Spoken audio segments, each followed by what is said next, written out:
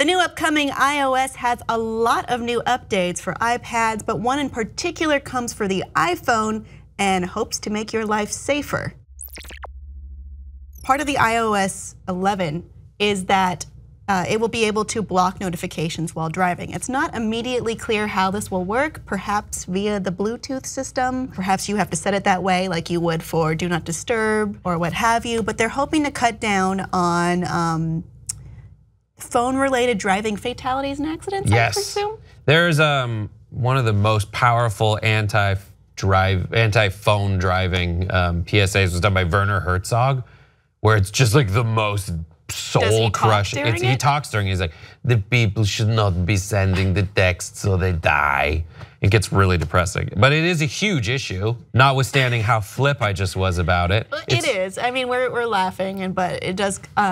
Distracted driving does account for a lot of fatalities each year. We've all seen commercials that do seem kind of funny about it, like the one where they're holding up the last text that says like, "What up?" or "You." Yeah, and they say, "My daughter died for this." Yeah, it was worth it kind of stuff, and that's good. And I wonder if it's similar to the same mechanism that they have in Waze that says, "Listen, you can't enter any kind of destination information until you verify you're a passenger." Yeah, and that seems more like their attempt to avoid any like litigational culpability to say, no, this person, in order to use Waze as a driver while driving, had to have lied to us. Yeah. And it can tell that you're moving. And the same goes for certain touchscreen options on your in-car navigation. Some of it just locks down as soon as you start driving and you have to pull over or use the voice commands in order to start it.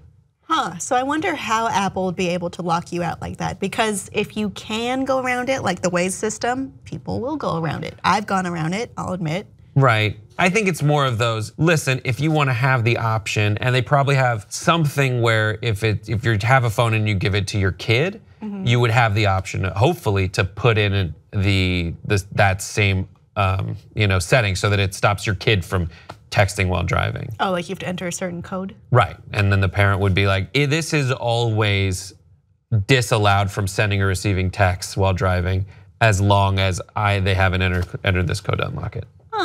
I wonder if you could use the fingerprint home button function to be able to be like, are you the second person?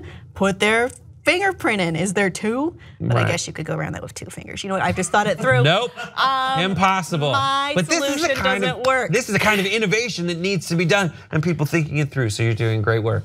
What's your favorite thing? Like, they've done stuff before to innovate iPhones. Yeah. What's your favorite? Well, I wanted to do this story today, but it was too jam-packed. I like AR. So I like that the capabilities for AR are coming via kit. It looks like it would be available through a standard iPhone, much like how we played Pokemon Go, and that was the best part of it. I think that's a technology I'm really interested in, and I think it will catch on faster because we can use it through phones. Yeah. Whereas with VR, you do need a specific hardware that can be very expensive and is also rooted to a certain area via wires. Right. So I'm excited for AR. I think it's going to catch on, and hopefully it does. Yeah. I think that'd be awesome. I just like the things. I like the thumbprint identification to get in. I don't like it.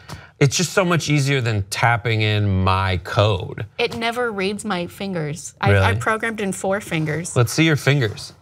Do you have? She doesn't have fingerprints. I don't have a belly button either. No one knows why.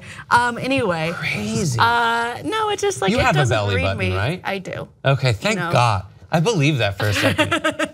Jeez. Anyway, I was made in a tube out of goo for the new Blade Runner movie. I hope this works in a way that people will use it and not try to go around it, because we always, as humans, I think, try to impede whatever is restricting us for the short term as opposed to the long term. Yeah, for sure. I definitely know that instinct, even though it's there to protect you.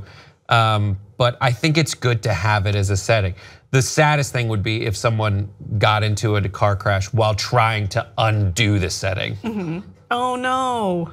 Like if it's that complicated. That's a downer ending to this video. But the best thing would be if everyone got candy. Yeah. Upper ending to this video. Hey everyone. Do you like candy and not dying in a car crash? Please let us know your thoughts below. And please like and subscribe for more.